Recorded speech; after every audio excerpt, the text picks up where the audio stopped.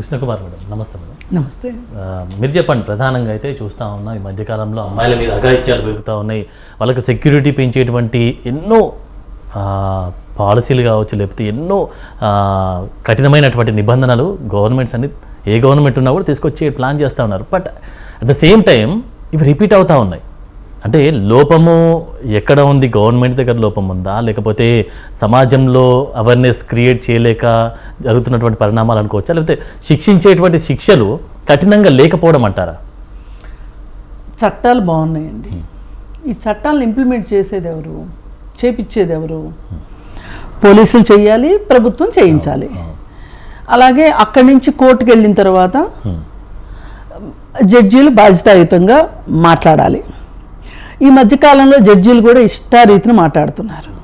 నిన్న ఒక 10 రోజుల క్రితము పాట్నా కోర్టులో, హైకోర్టులో ఒక మహిళ యొక్క బాలిక ఆమె దుస్తులు లాగడం కానీ అలాంటివి చేస్తే అది పోక్సో కిందకి రాదు అని చెప్పి ఆయన సెలవిచ్చాడు.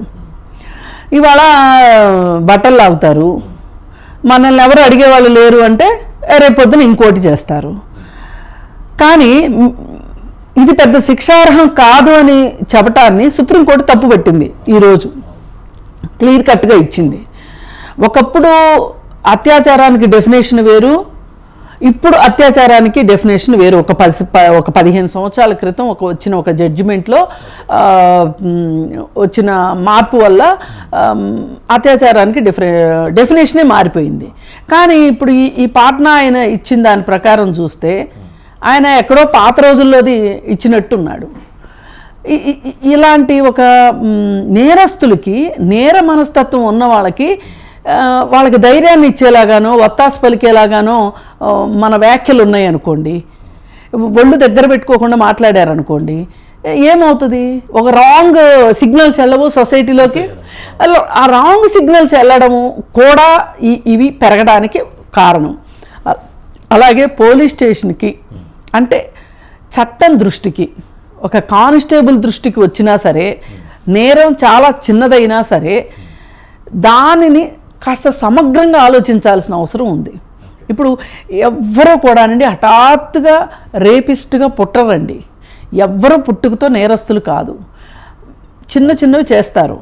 ఇప్పుడు ఒకేసారి 10-12 సంవత్సరాల వయసు ఉన్నవాడు వజ్రాల దొంగతనం అయితే చేయడు కదండి. చిన్న చిన్న ఈ పిక్ పాకెటింగ్ అట్లా చేసుకుంటా నన్ను ఎవరు పట్టుకోరు అనుకుంటే పెద్ద దొంగతనం చేస్తాడు. తల్లిదండ్రుల ప్రభావం కూడా ఉండొచ్చు. తల్లిదండ్రులు ఒక్కళ్ళని అనటానికి వేస్ట్ అండి ఇక్కడ. ఎందుకంటే తల్లిదండ్రులు ఎంతవరకు కారణం అవుతారు? 8 గంటలు స్కూల్లో ఉంటారు వాళ్ళు, 8 గంటలు నిద్రపోతారు, మిగతా 8 గంటలు కూడా ఇంట్లో ఎంతసేపు ఉంటారు?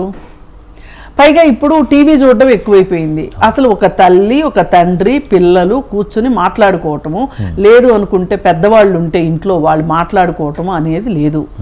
ఈ మధ్యకాలంలో వచ్చిన మార్పు ఏంటి అంటే, ఇంట్లో ఎంతమంది ఉంటే ఆఖరికి సీనియర్ సిటిజన్స్తో సహా తలా ఒక ఫోన్ ఉంటుంది.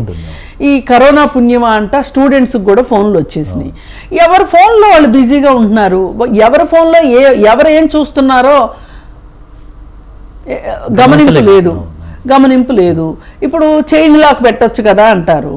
ఈ ఫోన్ల విషయంలో పెద్దవాళ్ళకన్నా పిల్లలే తెలివైన వాళ్ళు. నాకన్నా ఒక 5 సంవత్సరాల పిల్లలు టెక్నాలజీ విషయంలో తెలివిగుంటారండి. నా వయసు ఇప్పుడు 60 ఏళ్ళు. 5 సంవత్సరాల పిల్లోడికి వాడి టెక్నాలజీని నేను అందుకోలేకపోతున్నా. ఇంకా నేను బాగా చదువుకున్నానని అనుకుంటున్నా.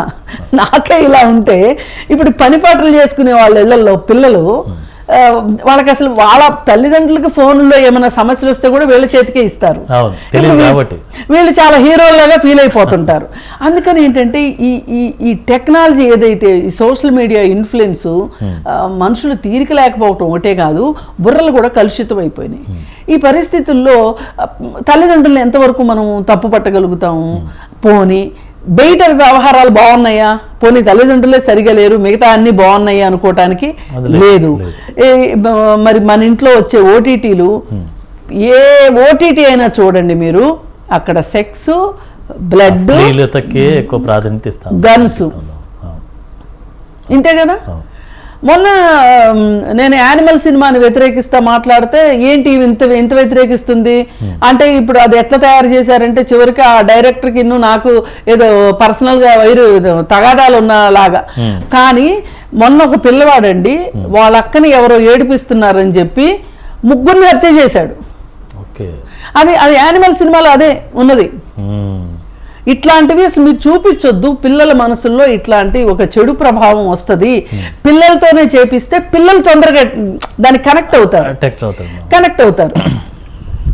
అయితే ఇప్పుడు ఈ మనం ప్రస్తుతం సీరియస్గా మాట్లాడుకోవాల్సిన కేసు ఈ షాబాద్ కేసు అండి.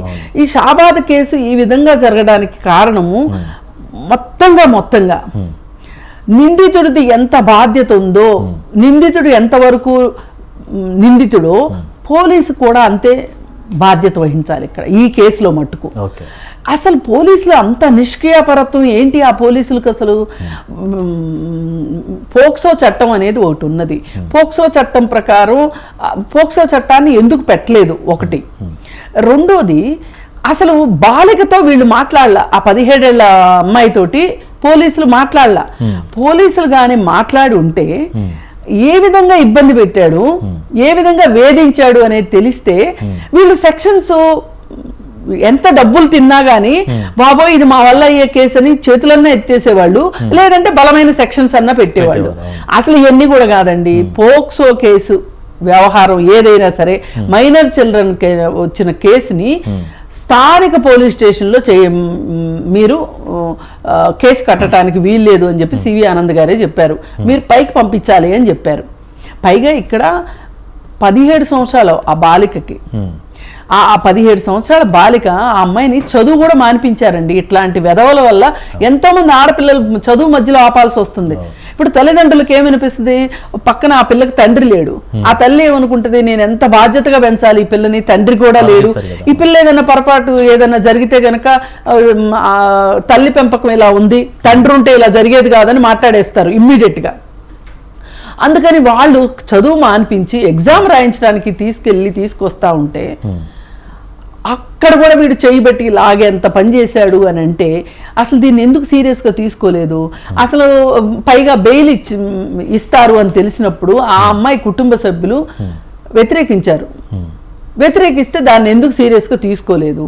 పైగా అతను ఇక్కడిక్కడే తిరుగుతున్నాడండి, మాకు భయం వేస్తుంది, అతని గురించిన చాలా కథలు ఉన్నాయి అని అడిగితే మాకైతే కనిపించట్లేదే వాడు, మీకు కనిపిస్తే మాకు చెప్పండి తీసుకెళ్తాం. ఇంత ఉదాసీనంగా వ్యవహరించడం వెనకమాల డబ్బు చేతులు మారింది. దానివల్లనే ఈ పోలీసులు ఇలా వ్యవహరించటం వల్ల, ఈ పోలీసుల నిర్లక్ష్యం వల్ల 7 మరణాలు, 6 హత్యలు, 1 ఆత్మహత్య ఇంత జరిగింది. అసలు ఒకటండి, షీ టీమ్స్ అసలు ఏం చేస్తున్నాయి? షీ టీమ్స్ని స్ట్రెంగ్తన్ చేస్తున్నారా లేదా?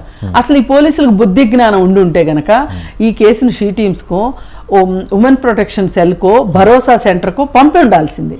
అక్కడ ఒక కౌన్సిలర్ ఉంటుంది. ఆ కౌన్సిలింగ్ చేస్తుంది. ఎవరికి? అతని మానసిక స్థితి ఏంటో ఆమె అసెస్ చేయగలుగుతుంది. ఆ కౌన్సిలర్ అమ్మ వీడేదో తేడాగా ఉన్నాడు, ఇతన్ని మనం చూసి చూడనట్లు పోవటానికి కుదరదు అని. పైగా ఇట్లాంటి విషయాల్లో నిందితుడికి ఎట్లా అయితే కౌన్సిలింగ్ ఇస్తారో ఈ బాధితురాలికి కూడా భరోసా ఇవ్వాల్సిన అవసరం ఉంది. ఇట్లాంటిది ఏది జరగకోకుండా దీన్ని మామూలు ఒక భూ పంచాయతీలు 2 వ్యక్తులు పోట్లాడుకుంటే చేస్తారు చూడండి, ఆ విధంగా మొరటగా చేసిన దానివల్ల ఇంత జరిగింది. ఇప్పుడు ఈ కేసు ఇలా ఉంది. అయితే జనరల్గా కూడా జరుగుతుంది ఏంటి అంటే రాజకీయ నాయకుల ఇది చాలా ఎక్కువైపోతుందండి, ప్రభావం ఎక్కువైపోతుంది. ఇప్పుడు మొన్న ఈ మధ్య సార్ కూడా కోటేశ్వరరావు కూడా ఉదహరించారు ఒక కేసు గురించి. ఆ కేసు బయటకు వచ్చిన సందర్భంలో కొంతమంది పనిగట్టుకుని యూట్యూబ్ ఛానల్స్లో ఈ పార్టీల వాళ్ళు వేసే ఎంగిలి మెతుకుల కోసం అసలు పోక్సో చట్టం వద్దు, పోక్సో చట్టం అవసరం లేదు, పోక్సో చట్టం వల్ల జీవితాలు నాశనం అయిపోతున్నాయని వీడియోలు చేశారండి. దీనివల్ల బాధితుల పరిస్థితి ఏంటండి? అదే కదా మరి, బాధితుల పరిస్థితి ఆలోచించాలి కదా. ఇప్పుడు ఎవరో బాగా డబ్బులు ఉన్న వాళ్ళకి నొప్పి వచ్చింది కదా అని చెప్పి మందుల షాపుల్లో ఉన్న నొప్పి బిళ్ళలన్నీ వాళ్ళ ఒక్కళ్ళకే ఇస్తానంటే ఎట్లా కుదురుతుంది? కాదు కదా. సమాజం ఉంది, బోలెడు మంది ఆడపిల్లలు ఉన్నారు. అసలు ఇట్లాంటి చట్టం ఒకటి ఉందని కూడా తెలియని మనుషులున్న సమాజం అండి మంది. ఈ సమాజంలో అవగాహన ఇవ్వాలి. పైగా దీనికన్నా పెద్ద విషయం, చాలా మంది మర్చిపోయిన విషయం, మనకి నిర్భయ చట్టం వల్ల ప్రతి రాష్ట్రము అలాగే కేంద్రం కూడా నిర్భయ ఫండ్ పెట్టాలి అని జస్టిస్ వర్మ గారు చెప్పారు. అసలు ఆ నిర్భయ ఫండ్ సంగతి ఏమైంది చెప్పండి. మొదటి సంవత్సరం నిర్భయ ఫండ్ ఏర్పాటు చేశారు. కాంగ్రెస్ వాళ్ళు ఉండగా చట్టం వచ్చింది, కాంగ్రెస్ వాళ్ళు నిర్భయ ఫండ్ ఏర్పాటు చేశారు. రాష్ట్రాలకు కూడా ఎలకేట్ అయింది, ఏదో తూతూ మంత్రంగా చేశారు. ఆ తరువాత వచ్చిన ప్రభుత్వము ఈ నిర్భయ ఫండ్ని తీసుకెళ్లి పటేల్ విగ్రహం కట్టారండి. ఇప్పుడు ఇవాళ మనకు కావాల్సింది వాళ్ళ స్ఫూర్తి ఖచ్చితంగా కావాల్సిందే. పటేల్ గారి జీవిత చరిత్రని పాఠ్యాంశంలో పెట్టి మనకి పటేల్ గారు ఈ దేశానికి ఏం చేశారు చెప్పాల్సిన బాధ్యత ఖచ్చితంగా ప్రభుత్వానికి ఉంది. నేను కాదనట్ల, పటేల్ గారిని నేనేమి తక్కువ ఎక్కువ చేయాలనేది నా ఉద్దేశం కాదు. కానీ ఒక చోట 4,000 కోట్లు పెట్టి ఒక విగ్రహం కట్టినందువల్ల వచ్చే ఇంపాక్ట్ ఉంటుందా? ఈ 4,000 కోట్లని దేశంలో ఆడపిల్లల రక్షణ కోసం నియమించిన అలొకేట్ చేసిన డబ్బుతోటి అవగాహన తీసుకొస్తే ఎక్కువ ప్రయోజనం ఉంటుందా? అసలు వాళ్ళు నిర్భయ ఫండ్ గురించి ఎవరు మాట్లాడలేదండి. అసలు మాట్లాడేవాళ్ళు లేరు ఈ దేశంలో. అసలు మాట్లాడేవాళ్ళు ఎవరైనా ప్రశ్నించే వాళ్ళు ఉంటే వాళ్ళని ఏదో ఒక కేసులు పెట్టి లోపల పెడుతున్నారు. అందుకోసం ఇవాళ కావాల్సింది మహిళ రక్షణ కావచ్చు, బాలబాలికల రక్షణ కావచ్చు, గాల్లో పెట్టిన దీపం అయిపోయింది. ఈ దీపాన్ని ఎవరైనా చేతులు పెట్టి ఈ దీపం ఆరకుండా ఉండాలి అంటే గనక రాజకీయ నాయకులు మారాలి. ఫస్ట్ వాళ్ళు మారితే ప్రభావం కనిపిస్తుంది ఖచ్చితంగా. డబ్బు కాకుండా ఇంకేంటి, డబ్బే. అసలు ఈ కేసులో 20 లక్షల చేతులు మారింది అంటున్నారు. పోని 20 కాదు, 10 రూపాయల చేతులు మారి ఈ కేసుని నీరుగార్చినా గానీ అన్యాయమే కదా. పేపర్లో వచ్చిందే చెప్తున్నా నేను, 20 లక్షలు నిన్న నా సొంత పైత్యం కాదు. అంటే ఎన్ని కఠిన శిక్షలు, కఠిన నిర్ణయాలు ఉన్నా కూడా ఈ డబ్బు ప్రభావంతో మొత్తం తూతు మంత్రంగా తీసేసి. ఒకటండి, మనుషుల్లో మార్పు రావాలండి.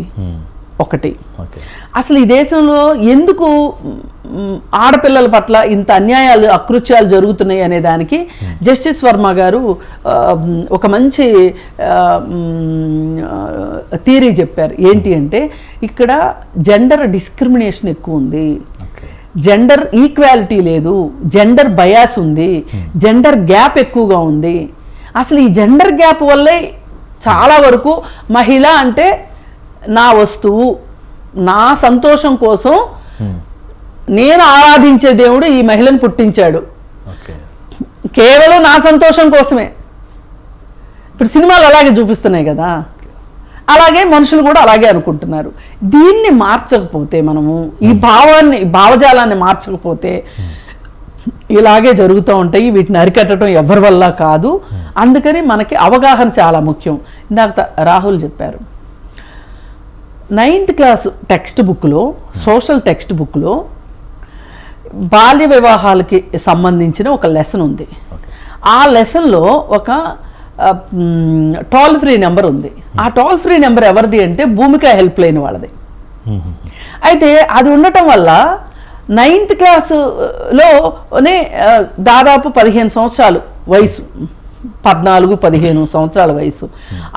ఆ ఏజ్లో వాళ్ళ ఊర్లో ఎక్కడ బాల్య వివాహం జరుగుతున్నా ఆ టోల్ ఫ్రీ నెంబర్కి ఫోన్ చేస్తారు. ఇప్పుడు ఈయన చెప్పారు 1098 అని. నేను కొన్ని గ్రామాల్లోకి వెళ్ళినప్పుడు గోడల మీద 1098 అని రాసి ఉంటుంది. ఇట్లాంటి ఒక అవగాహన కలిగించే ప్రచార కార్యక్రమం ఎందుకు చేపట్టట్లేదు ఈ మహిళల విషయం గురించి? ఇప్పుడు సినిమా హాళ్ళు ఉన్నాయండి, సినిమా హాళ్లలో మహిళల పైన ఏమైనా చేస్తే ఈ చట్టం ప్రకారం మీరు ఇంత శిక్షార్హులు, మీరు ఇలా చేయటానికి వీలు లేదు అని స్లైడ్స్ వేయొచ్చు కదా, బోల్డ్ హోర్డింగ్స్ పెట్టొచ్చు కదా.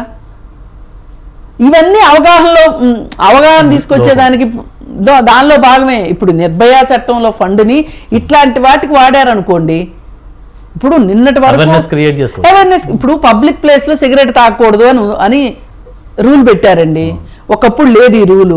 మనుషులు మారారా, మారలేదా? అసలు మనం ప్రయత్నమే చేయకోకుండా మార్పు రావాలంటే ఎట్లా కుదురుతుంది? ఇంకా చట్టాలు కావాలనటము, లేదంటే ఉన్న చట్టాలను ఎత్తేయాలని కొంతమంది ఉద్యమాలు చేయటం. ఉన్న చట్టాలనే ఖచ్చితంగా స్టాండర్డ్గా కఠినంగా ఉంటే ఇంప్లిమెంట్ చేయాలండి. ఓకే, ఇంప్లిమెంట్ చేయాలి చట్టాన్ని, అవగాహన కలిగించాలి అసలు ఫస్ట్ చట్టం పట్ల. ఒకప్పుడు షీ టీమ్స్ చాలా బాగా పనిచేసినాయి. షీ టీమ్స్లో ఎవరైతే కౌన్సిలింగ్కి రావాల్సిన పరిస్థితి వచ్చిందో ఈవి టీజింగ్ పేరుతోటి, ఆ వచ్చిన వాళ్ళకి ఖచ్చితమైన మార్పు వచ్చింది వాళ్ళల్లో. ఎందుకంటే అతని కుటుంబాన్ని తీసుకొచ్చి కూర్చోబెడతారండి అక్కడ. నా ఇంట్లో వాళ్ళకి తెలిసిపోయింది అంటే చాలా సిగ్గుపడతారు. ఇప్పుడు చాలా మందికి బయట ఏం చేసినా ఇంట్లో తెలియకూడదు అని ఉంటుంది, కానీ ఇంట్లోనే తెలిసిపోయింది అన్నప్పుడు వాళ్ళ పరిస్థితి ఎలా ఉంటుంది? నేను ఇంకోసారి ఇట్లాంటి పని చేయకూడదు అని ఉంటుంది. ఆ షీ టీమ్స్ని ఎందుకు మనం స్ట్రెంగ్తన్ చేయట్లేదు? అసలు పోలీస్ స్టేషన్స్లో క్లియర్ కట్గా మహిళలకు సంబంధించిన ఇష్యూస్ ఏమైనా సరే షీ టీమ్స్కి పంపించాలి అనేది ఎందుకు కఠినంగా అమలుపరచట్లేదు?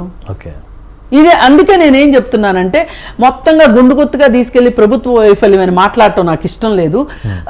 కాకపోతే శాఖల మధ్య సమన్వయం లేకపోవటం కావచ్చు, ఈ రాష్ట్రానికి ఒక హోమ్ మినిస్టర్ లేకపోవటం కూడా ఒక కారణం కావచ్చు. ఇట్లాంటివి జరిగినప్పుడన్నా బుద్ధి తెచ్చుకొని ఒక హోమ్ మినిస్టర్ ఉంటే ఆయన పని ఆయన చేసుకుంటాడు. ఒక్క సీఎం గారు అన్ని చేయాలంటే కుదరదు కదా. ఇప్పుడు మనమేమో అష్టావధానం శతావధానం చేస్తానంటే కుదరదు. ఒక హోమ్ మినిస్టర్ కావాలి. అప్పుడే మహిళల భద్రత కావచ్చు, మిగతా శాంతి భద్రతలు కావచ్చు, లేకపోతే ఏదైనా సరే ఎవ్వరు చేసే పని వాళ్ళు చెయ్యాలని నేను కోరుకుంటున్నాను. మీరు ఇప్పటికైనా మారకపోతే గనక చాలా ఇబ్బంది పడాల్సి వస్తుంది. Okay ma'am, okay, right.